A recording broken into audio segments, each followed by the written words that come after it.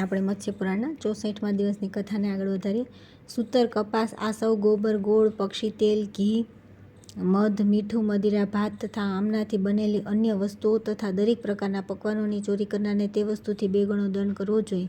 પુષ્પ, કાચું અનાજ, જાડી લતા, વેલ તથા અધિક અન્નની ચોરી કરનારને 5 મશા સોનાનો દંડ કરવો જોઈએ. પ્રચુર માત્રામાં અન્ન, શાક, મૂળ અને ફળની ચોરી કરનારને 200 પર્ણનો દંડ કરવો જોઈએ. ચોર જે અંગોની સહાયતાથી ચોરી કરે છે, રાજા તેના તે અંગોને કપાવી નાખે. જો કોઈ અંકિંચન બ્રાહ્મણ માર્ગમાં ચાલતા ચાલતા 1-2 ફળ વગેરે ખાવાની વસ્તુઓ લઈ લે છે તો તે ચોરીના દોષથી દૂષિત થતો નથી. ભોજન માટે વૃક્ષ પરથી ફળ, મૂળ અને રસોઈ બનાવવા, લાકડા કાપવા અથવા ગાયના માટે થોડું ઘાસ ઉપાડી લેવું એ ચોરી નથી. દેવતાની વાટિકાથી ભિન્ન બીજાના ખેતરમાં ઉત્પન્ન થયેલા ફૂલોને પૂજા માટે તોડનાર દંડને પાત્ર થતો નથી. રાજન જે પોતાને મારવા માટે તૈયાર શિંગડાવાળા, નખવાળા અને દાઢવાળા પશુને મારે છે તેને પાપ લાગતું નથી. ગુરુ, બાળક, વૃદ્ધ અથવા શાસ્ત્રજ્ઞ બ્રાહ્મણ જ કેમ ન હોય, જો તે પોતાને મારવા માટે આવી રહ્યો હોય તો તેને વિચાર કર્યા વિના જ મારી નાખવો જોઈએ, કેમ કે અતતાયીઓનો વધ કરવાથી વધ કરનારને કોઈ પાપ લાગતું નથી. પ્રગટ રૂપમાં અથવા ગુપ્ત રૂપમાં પણ પાપ કરનાર પાપનો ભાગી થાય છે. બીજાનું ઘર અને ખેતરનું અપહરણ કરનાર, વિષ આપનાર, હથિયાર લઈને મારનાર, આગ લગાડનાર, અભિચારપરાયણ, રાજાના વિરોધમાં દ્રોહ કરનાર, આ બધાને ધર્મજ્ઞોએ અતતાયી કહ્યા છે. જો ભિક્ષુક પરાઈ સ્ત્રી તથા ચારણ વગેરે નિષેધ કરવા છતાં ઘરમાં ઘૂસી જાય તો તેમણે 2 ગણો દંડ કરવો જોઈએ. તીર્થ, જંગલ અથવા ઘરમાં પરાઈ સ્ત્રીની સાથે વાર્તાલાપ કરવો ન જોઈએ. તેમ છતાં કોઈ વાર્તાલાપ કરે છે તો તે 1 સુવર્ણ મુદ્રાના દંડનો ભાગી થાય છે. પરંતુ ચારણો, સ્ત્રીઓ અને અંતઃપુરમાં પ્રવેશીને નૃત્ય, ગીતો વગેરે દ્વારા પોતાની જીવિકા ચલાવનારને આ દંડ આપવો નહીં. જે વ્યક્તિ કોઈ કુમારી કન્યા સાથે બળાત્કાર કરે છે તેને તો તુરંત મારી નાખવો જોઈએ. જો કોઈ પુરુષ કોઈ કામુકી કુમારી સાથે વ્યભિચાર કરે છે તો તેને 200 પર્ણાનો દંડ કરવો જોઈએ. જો આવા વ્યભિચારોને સંભવ બનાવવામાં અવકાશ આપે છે તેને પરાઈ સ્ત્રી સાથે વ્યભિચાર કરનાર જેટલો જ દંડ કરવો જોઈએ. જે મનુષ્ય બીજાની સ્ત્રી સાથે બલાત્કાર કરે છે તેને પ્રાણદંડ આપવો જોઈએ અને તેમાં તે સ્ત્રીનો કોઈ અપરાધ માનવો ન જોઈએ. જે કન્યા પિતાના ઘેર ત્રીજી વાર રજસ્વલા થઈને સ્વયં પતિનું વરણ કરી લે છે તે રાજા દ્વારા દંડને પાત્ર નથી. જે પોતાના દેશમાં કન્યાદાન આપીને પુનઃ તેને લઈને પરદેશમાં ભાગી જાય છે તેને પ્રાણદંડ આપવો જોઈએ, કેમ કે તે સ્ત્રી ચોર છે. દ્રવ્યહીના વિધવા સ્ત્રીને ગ્રહણ કરનાર અપરાધી માનવામાં આવતો નથી, પરંતુ સંપત્તિ સહિત વિધવાનો સ્વીકાર કરનારનો દંડનો ભાગી થાય છે. જે કન્યા પોતાની જાતિ અથવા યોગ્યતાથી ઉત્કૃષ્ટ વ્યક્તિને સાથે પ્રેમ કરે છે તો તેને તે જ વ્યક્તિને આપી દેવી જોઈએ, પરંતુ જે કન્યા કંઈ ઓછી યોગ્યતાવાળા સાથે પ્રેમ કરે છે તેને વિશેષ સંયમ સાથે ઘરમાં જ રાખે. જો નીચ જાતિનો પુરુષ ઉત્તમ જાતિની કન્યા સાથે પ્રેમ કરે છે તો તેને પ્રાણદંડ આપવો જોઈએ. આ જ પ્રમાણે જો ઉત્તમ જાતિની સ્ત્રી કોઈ નીચ જાતિના પુરુષ સાથે પ્રેમ કરે છે તો તે પણ પ્રાણદંડને યોગ્ય છે.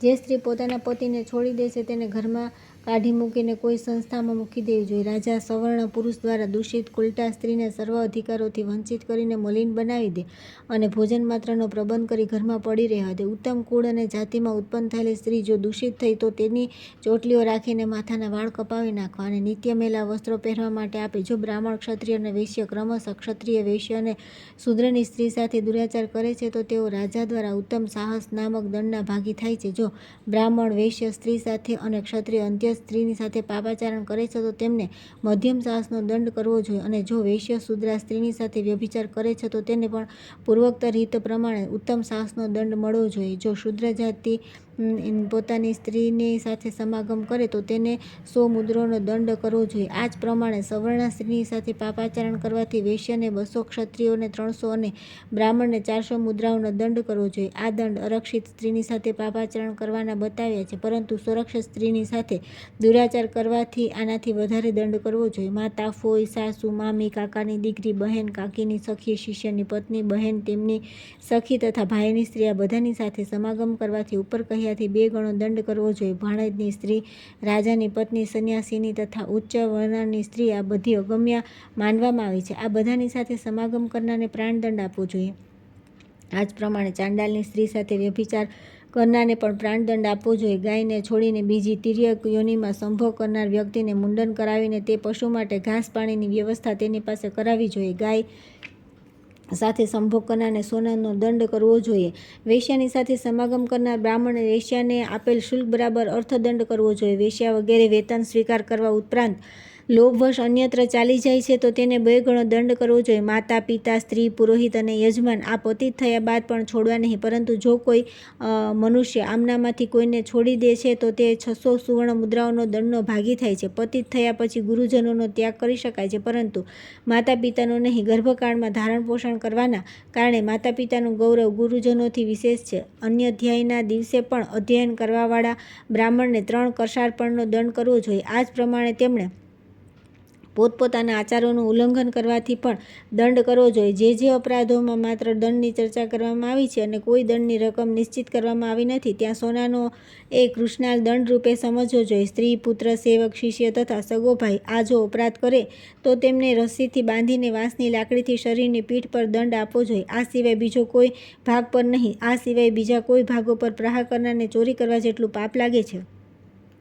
જે દૂતીને બોલાવીને પ્રગટ રૂપમાં યા ગુપ્ત રૂપમાં નિષિદ્ધ આચરણ કરે છે તેના માટે રાજા સ્વેચ્છાનુસાર દંડની વ્યવસ્થા કરે છે. ધોબીએ કોમળ લાકડા પર ગ્રાહકના વસ્ત્રોને ધીરે ધીરે સાફ કરવા. જો તે આ પ્રમાણે નથી કરતો તો તેને 1 મસાત સોનાનો દંડ કરવો જોઈએ. રાજા તરફથી રાખેલા રક્ષકો અને કર વસૂલ કરનારા લોકો પ્રજા પાસેથી કરના પૈસા લઈને બીજા કાર્યોમાં લગાવી દે છે તો રાજા તેમનું સર્વસ્વ છીનવી લઈને તેમને નિર્વાસનનો દંડ કરી શકે છે. જે લોકો પોતાના પદ પર નિયુક્ત થઈને બીજા કર્મચારીઓના કાર્યોમાં હાનિ પહોંચાડે છે તેવા બધા નિર્દયી ક્રૂરાત્મક કર્મના અપરાધીઓને રાજાએ નિર્ધન બનાવી દેવા જોઈએ. જો રાજાના સેવકો કૂટનીતિથી શાસન કરવાવાળા પ્રજાજનોને રાજાની વિરુદ્ધ ભડકાવનારા, સ્ત્રી, બાળક અને બ્રાહ્મણની હત્યા કરનારા હોય તો રાજા તેમને પ્રાણદંડ આપે, ભલે અમાત્ય હોય કે પ્રધાન ન્યાય કરતા. જો કે પોતાના કર્તવ્યનું પાલન નથી કરતો તો રાજા તેનું સર્વસ્વ છીનવી લઈને તેનો દેશ નિકાલ કરી દે. પરંતુ બ્રાહ્મણને ચિહ્નિત કરી પોતાના દેશમાંથી દૂર કરે તે ચિહ્નનો આકાર બતાવું છું, સાંભળો. જો બ્રાહ્મણ ગુરુપત્ની સાથે સમાગમ કરે છે તો તેના શરીર પર ભાગનો આકાર મદિરા પીનારને સૂર્યધ્વજનું ચિહ્ન, ચોરીના અપરાધમાં કૂતરાના પગોનું ચિહ્ન બનાવવું જોઈએ. રાજાના આવા ઘોર પાપીઓની સાથે તેમની જાતિવાળા સંબંધી તથા ભાઈબંધુઓને ખાસ કરીને વાતચીત, સહભોજન તથા લગ્ન સંબંધો છોડી દેવા જોઈએ. રાજા મહાપાપી પુરુષોને પોતાને આધીન કરી લે અને તેમાંથી દંડ ભાગને વરુણ ઉદ્દેશથી જળમાં છોડી દે. ધાર્મિક રાજાએ સપત્નીક ચોરને પ્રાણદંડ આપવો ન જોઈએ, પરંતુ ચોરેલી વસ્તુની સાથે જો સપત્નીક ચોર પકડાઈ જાય છે તો તેને પણ રાજાએ કોઈ પણ વિચાર કર્યા વિના પ્રાણદંડ આપી તે ગામમાં પણ જે કોઈ ચોરોને ભોજન પાત્ર તથા રહેવાનો આશ્રય આપનાર હોય તો તે બધાને પ્રાણદંડ આપવો જોઈએ. રાષ્ટ્રમાં રાજાના અધિકારી તથા સામંતો જો દુષ્ટ થઈ ગયા હોય અથવા હીન કાર્યમાં તટસ્થ હોય તો તેઓ પણ ચોરીની જેમ દંડને પાત્ર છે. ગામમાં કોઈ વિનાશનો બનાવ બને તો કોઈનું મકાન વગેરે પડી જાય તેવા સમય અથવા માર્ગમાં કોઈ સ્ત્રી પર અત્યાચાર થયો હોય ત્યારે રાજાના જે અધિકારી અથવા સામંત પોતાની શક્તિ અનુસાર ત્યાં પહોંચીને યથાયોગ્ય રક્ષા કરતા નથી તેમને પરિવાર તથા સાધન સહિત નિર્વાસિત કરી દેવા યોગ્ય છે. રાજાના કોષનું હરણ કરનારાઓને વિવિધ વાદોપાયો દ્વારા મારાવી નાખવા જોઈએ. જે ચોરો રાત્રે ચોરી કરે છે રાજાએ તેમના હાથ કપાવીને તીક્ષ્ણ સૂળી પર બેસાડી દેવા જોઈએ. જે વ્યક્તિ તળાવમાં ભરેલા જળની ચોરી કરે છે અથવા તેમાં આવતા પાણીના માર્ગને રોકી દે છે તેને પૂર્વવત સાહસ દંડ આપવો જોઈએ. કોષ્ઠાગાર, આયુધગાર તથા દેવાગારોને તોડનારાઓને રાજા તુરંત પ્રાણદંડ આપે છે. જો કોઈ સહજ રીતે રસ્તા પર અપવિત્ર વસ્તુ નાખે તેને 1 કરશાર્પણનો દંડ આપવો જોઈએ અને તેની પાસે જે વસ્તુ ત્યાંથી દૂર કરવી જોઈએ. જે આપત્તિગ્રસ્ત વૃદ્ધ, ગર્ભવતી સ્ત્રી અને બાળક આવો અપરાધ કરે તો તેમને આવું ન કરવાની સલાહ આપવી, તેમની પાસે તેની સફાઈ ન કરાવે. જે વૈદ્ય ખોટી દવા આપે છે અથવા વૈદ્ય ન હોવા છતાં દવા આપે છે તેને પ્રથમ સાહસનો દંડ કરવો જોઈએ. જેની દવા નિકૃષ્ટ છે તેને મધ્યમ સાહસનો દંડ તથા જેની દવા અત્યંત અવગુણકારી છે તેને ઉત્તમ સાહસનો દંડ કરવો જોઈએ. છત્ર, ધજાના દંડ તથા પ્રતિમાઓને તોડનારને 500 મુદ્રાનો દંડ કરવો જોઈએ. રાજાએ અપરાધીઓના બધી પ્રકારના દંડોની વ્યવસ્થા મુખ્ય માર્ગ પર કરવી જોઈએ જેથી તે અપરાધી બધા લોકો જોઈ શકે. દુર્ગનો કોટ, ખાઈઓ તથા દરવાજાઓને તોડનાર રાજાએ પોતાના નગરમાંથી કાઢી મૂકવો જોઈએ. વશીકરણ, અભિચાર વગેરે કરનારને રાજા 200 પણનો દંડ કરે. હલકું બીજ વેચનાર, વાવેલા ખેતરને ખેડનાર તથા ખેતરની મેઢને તોડનારને વિકૃત મૃત્યુનો દંડ કરવો જોઈએ.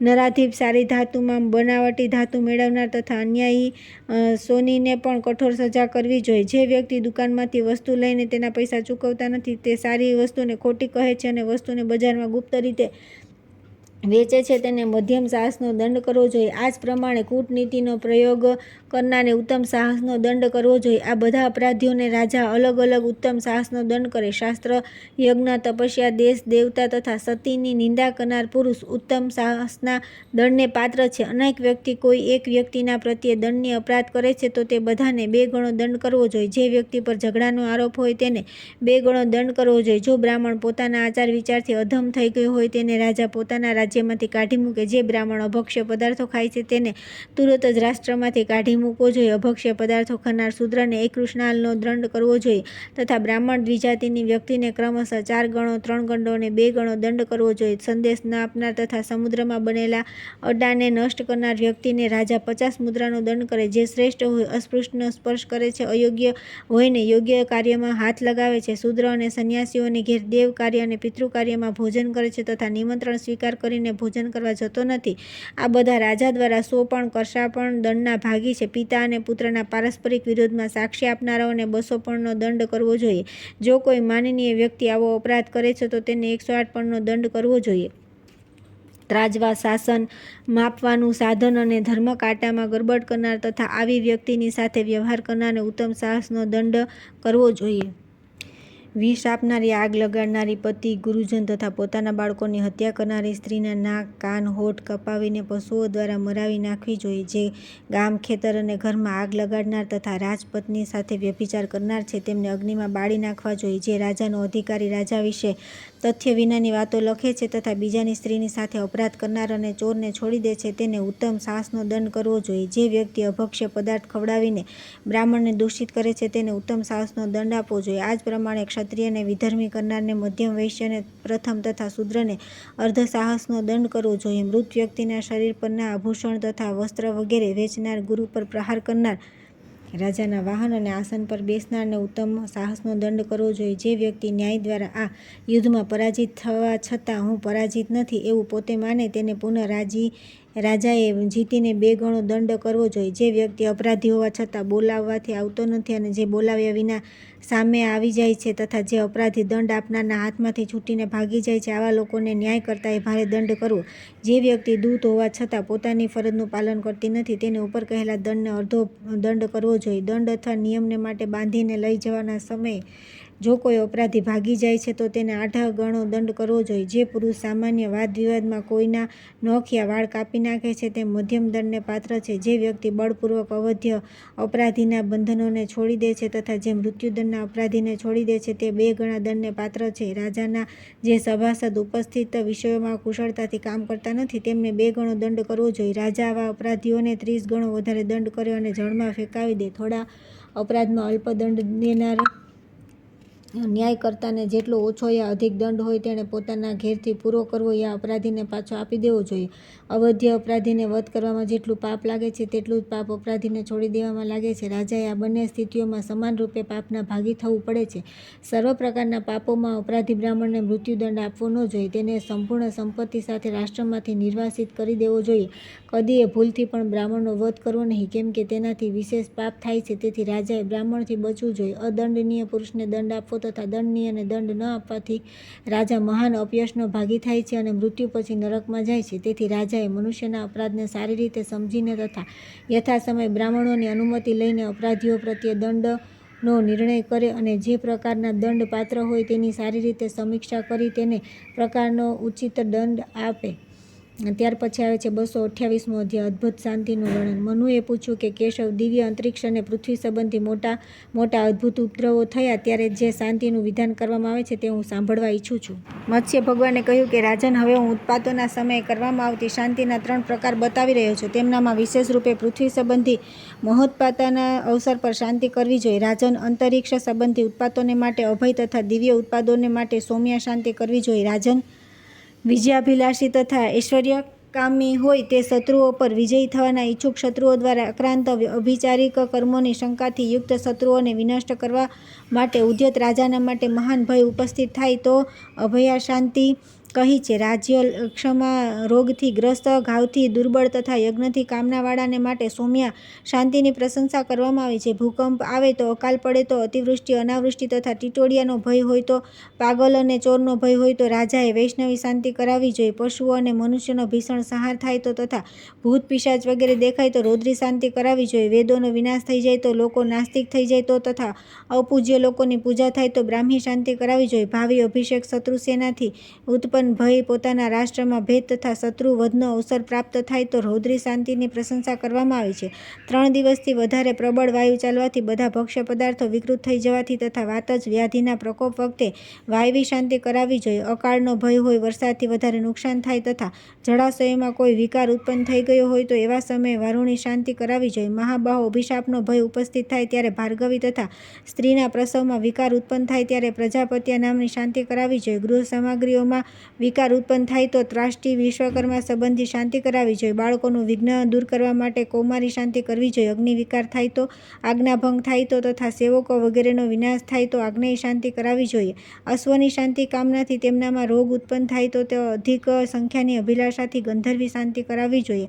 હાથીઓની શાંતિ કામનાથી જેમના રોગ ઉપસ્થિત થાય તો તથા તેમની રક્ષાના ભાવનાથી અંગિરસની શાંતિ કરાવવી જોઈએ. પિશાચ વગેરેનો તથા મૃત્યુનો ભય હોય તો અને દુઃસ્વપ્ન જોવાથી નૈઋતિ શાંતિ કહી છે. મૃત્યુનો ભય હોય તો યામ્યા શાંતિ કરાવી તથા ધનનો નાશ થઈ જાય તો કૌબેરી શાંતિ કરાવી જોઈએ. ઐશ્વર્યકામી મનુષ્ય, વૃક્ષો અને સંપત્તિઓનો વિનાશ ઉપસ્થિત થાય તો પાર્થિવી શાંતિનો પ્રયોગ કરવો જોઈએ.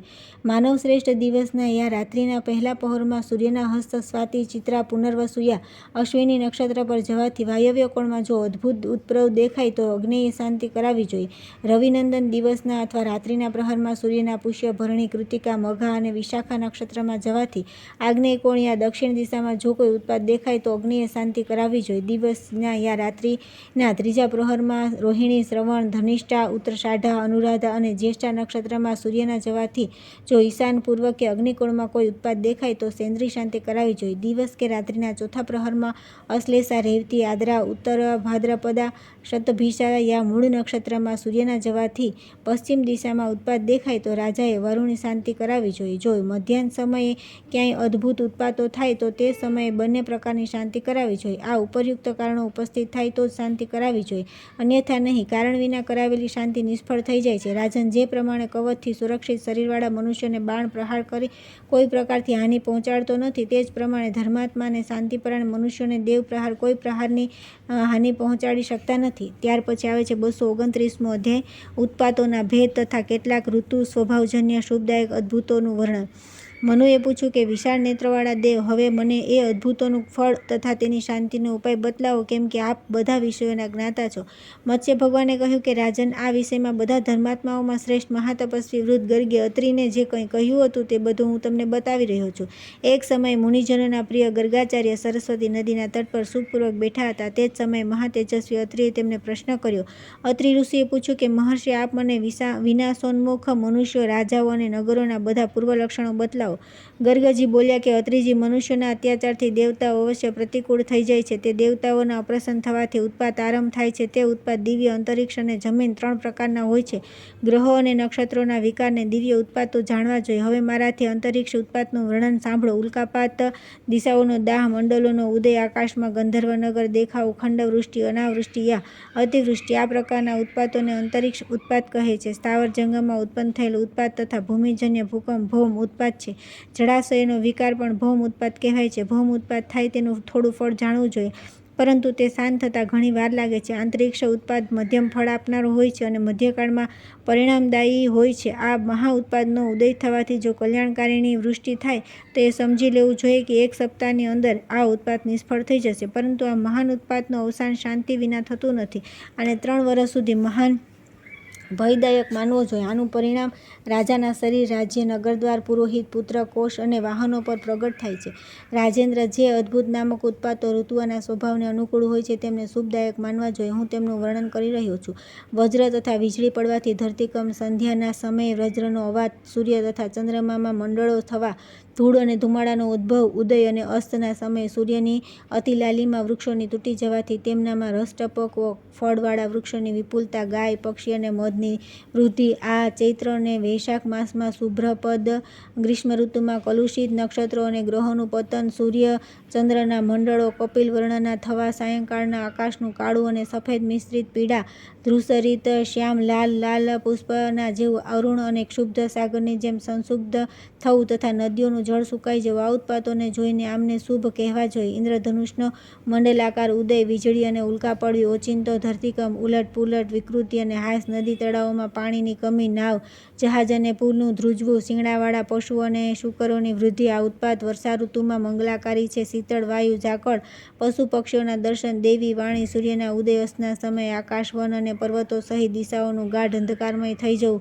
આ ઉત્પાત હેમંત ઋતુમાં ઉત્તમ માનવામાં આવે છે. દિવ્ય સ્ત્રીનું રૂપ, ગંધર્વ, વિમાન, ગ્રહ, નક્ષત્ર અને તારાઓના દર્શન, દૈવી વાણી, વન અને પર્વતોના શિખરો પર ગીત વાદ્યોનો અવાજ સાંભળવો, અનાજની વૃદ્ધિ, રસની વિશેષ ઉત્પત્તિ. આ ઉત્પાત શરતકાલમાં માંગલિક કહ્યા છે. હિમપાત, વાયુ ચાલવો, વિરૂપ અને અદ્ભુત ઉત્પાતોના દર્શન, આકાશ કાજળ જેવું કાળું દેખાવું તથા તારાઓ અને ઉલ્કાઓના પડવાથી પીળા રંગનું દેખાવું, સ્ત્રી, ગાય, બકરી, ઘોડી, હરણી અને પક્ષીઓથી વિચિત્ર પ્રકારના બચ્ચા પેદા થવા, પાંદડા, અંકુરો, લતાઓમાં અનેક પ્રકારના વિકારો થઈ જવા. આવા ઉત્પાતો શિશિર ઋતુમાં શુભદાયી મનાય છે. આ ઋતુ સ્વભાવ સિવાય અન્ય ઉત્પન્ન થયેલા અદ્ભુત ઉત્પાત જોયા બાદ રાજાએ તુરત શાસ્ત્રને અનુકૂળ કહેલી શાંતિ કરાવવી જોઈએ. ત્યાર પછી આવે છે 230મો અધ્યાય, અદ્ભુત ઉત્પાતના લક્ષણો તથા તેમની શાંતિના ઉપાય.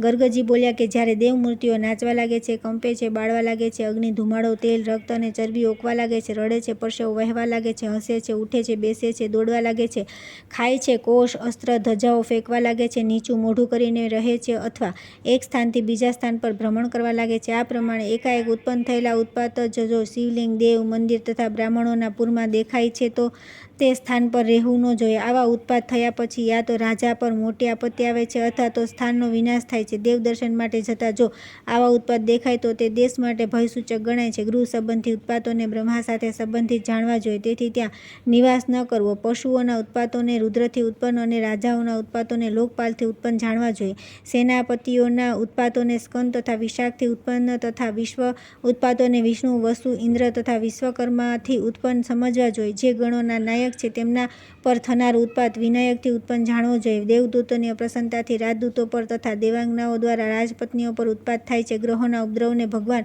વસુદેવથી ઉત્પન્ન થયેલ સમજજો. મહાભાગ દેવતાઓમાં ઉપર્યુક્ત વિકારો ઉત્પન્ન થવાથી વેદજ્ઞ પુરોહિત દેવમૂર્તિની પાસે જઈને તેને સ્નાન કરાવે, વસ્ત્રાદિથી અલંકૃત કરે તથા ચંદન, પુષ્પમાળા તથા ઉત્તમ સામગ્રી વડે તેની પૂજા કરે. ત્યાર પછી વિધિપૂર્વક મધુપર્ક નિવેદિત કરે. પછી તે પુરોહિત બ્રાહ્મણ સાવધાનીપૂર્વક ઉક્ત પ્રતિમાના મંત્રથી સ્થલિપાક દ્વારા 7 દિવસ સુધી વિધિપૂર્વક અગ્નિમાં આહુતિ આપે. નરેન્દ્ર ઉક્ત 7 દિવસ મધુર અન્ન, પાન વગેરે સામગ્રીઓ દ્વારા તથા ઉત્તમ દક્ષિણા આપીને બ્રાહ્મણોની પૂજા કરવી જોઈએ. 8મા દિવસે પૃથ્વી સુવર્ણ ગૌદાન કરવાથી પાપ શાંત થઈ જાય છે. ત્યાર પછી આવે છે 231મો અધ્યાય, અગ્નિ સંબંધી ઉત્પાતના લક્ષણ તથા તેમની શાંતિના ઉપાય. ગર્ગજીએ કહ્યું કે જે દેશમાં ઈંધણ વિના જ અગ્નિ પ્રગટ થાય છે અને ઈંધણ નાખવા છતાં પણ અગ્નિ પ્રજ્વલિત થતો નથી તે દેશ રાજાઓથી પીડિત હોય છે. જ્યાં જળમાં માંસ બળવા લાગે છે અથવા તેનો કોઈ ભાગ બળી જાય છે, કિલ્લાની દિવાલ, પ્રવેશદ્વાર, તોરણ, રાજભવન અને દેવાલય એ ઓચિંતા બળવા લાગે છે, ત્યાં રાજાને ભય પ્રાપ્ત થાય છે. જો આ ઉપર્યુક્ત વસ્તુઓ વીજળી પડવાથી બળી જાય છે તો પણ રાજાને ભય પ્રાપ્ત થાય છે.